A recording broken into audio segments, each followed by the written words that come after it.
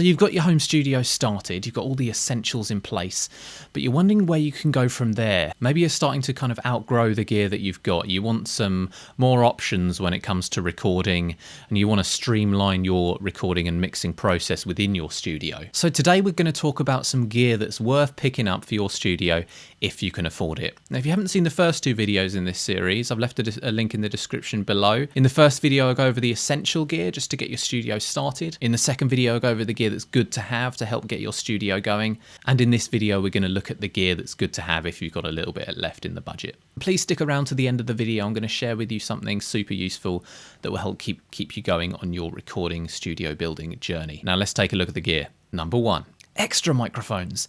Now I know we went over microphones in the first video and the second video, but we're going to look at them again because they're really important. Now you've probably got a couple of mics at this point just to get things recorded. Now at this point you might be thinking, where can I go from here? Because there are so many microphones out there, and in a professional studio they have dozens, even hundreds in some of the larger studios.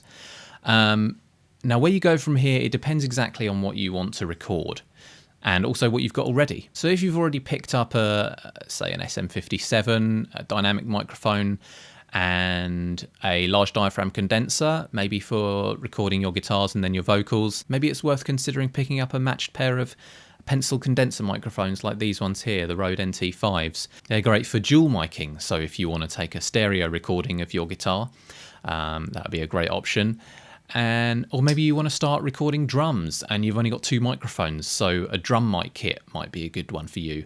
Or just picking up a few extra dynamic microphones to record some toms. And you might consider getting a second one of whatever condenser microphone you bought so you can use them as overheads. The options are literally endless. And to keep this on a budget, it's also worth taking a look on eBay for some secondhand mics, because these mics last for decades normally. So it's definitely worth checking out the secondhand stuff before going for brand new. Number two, computer upgrades. By now you've probably upgraded your DAW, and an upgraded DAW is probably going to use more processing power and RAM, and if you've got more mics and you're recording more tracks at the same time, that's going to use more processing power.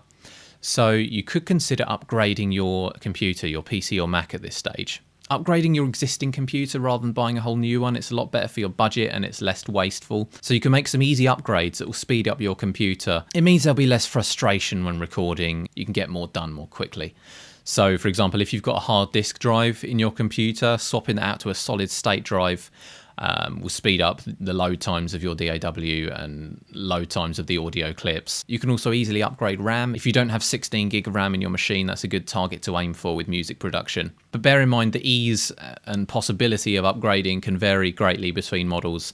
It's a lot more difficult on laptops, so just make sure you know what you're doing before you do any upgrades. Otherwise, if your machine is super old, it might be worth upgrading to a brand new machine. Number three, a second pair of headphones. Now in the essential gear video, we went over getting a pair of headphones that you can use for tracking so that you can listen back to your playing or whoever's recording without the speaker bleed going back into the microphone. Now at this stage you might want to consider getting a more premium set of headphones so you can actually do some mixing or at least some referencing on them. If you want to try and keep the cost still relatively low on this, I recommend the Sennheiser HD280s or the Beyerdynamic 770 Pro.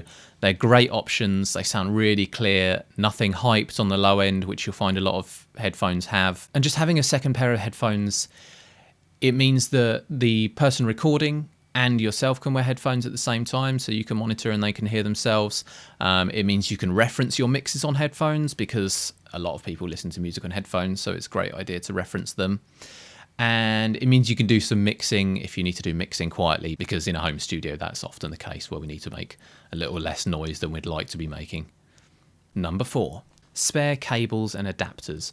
Now I always keep a spare of everything, because cables break, adapters fail, or you'll find you need to jerry-rig something together to get it working and to get a cable to reach to the other side of your house. So it's always good to keep a bunch of spares, different shapes and sizes of cables. Whatever you think you might need, you probably will at some point, so it's worth just having those there ready rather than having to fumble around trying to sort something out when you've got a client waiting to record. Again, eBay is a great place to find adapters. You can find them really cheap, and you can also get custom made cables to the exact length and spec that you need. Now these can cost a little more, but it is better with cables to get something a little higher quality because they get pulled around and twisted and all sorts, and they'll just last longer. It will save you money in the long run. Also, getting custom length cables made up means you can get cables that are specifically right for your recording space. So you're not left with big piles of cables everywhere, or you're not left with everyone recording huddling around the audio interface because the cables are too short. Number 5. Now this one isn't strictly recording gear, but I make use of it all the time.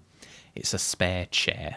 Now, if you're recording in a home studio, you might already have some spare chairs knocking around, but you don't want to be dragging dining chairs through the house to cater for anyone who's trying to record and listen. Because if you're recording clients and they surprise you with someone they want to bring along, or if you want to get one of your friends to listen through to your mixes, just having a folding chair to pop out when you need it is good customer service. It reduces wasted time in trying to shuffle things around. It just makes for a more pleasant studio experience, having somewhere for everyone to sit in front of the speakers and listen to their mixes. So there you have it. If you've watched all 3 videos, that'll give you a great idea on everything you need to start and thrive in your home studio. Now, I've left a link in the description for a quick and easy download of my Ultimate Home Studio Gear Guide. It's worth picking up. It's got a checklist so you can check through and keep progress on everything you're doing to build your home studio. Feel free to drop a comment below if you want me to go over any of the pieces of gear we covered in more detail. And don't forget to hit subscribe if you want to see more recording, mixing and general audio related tips and guides just like this one. And I'll see you next time.